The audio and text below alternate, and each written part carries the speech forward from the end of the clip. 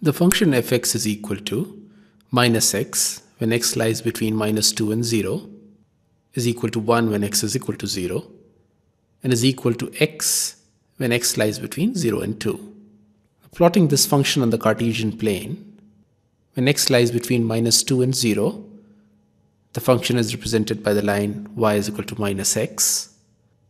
When x lies between 0 and 2, the function is represented by the line y is equal to x. And when x is equal to 0, the function is represented by the point 0, 1. Therefore, the limit of the function when x tends to 0 from the negative side is equal to 0, which is also equal to the limit of the function when x tends to 0 from the positive side. Therefore, the limit of the function exists at x is equal to 0, but this is not equal to f0, which is given to be equal to 1, which implies that fx is not continuous at x is equal to 0, and therefore fx has no local maxima or local minima at x is equal to 0.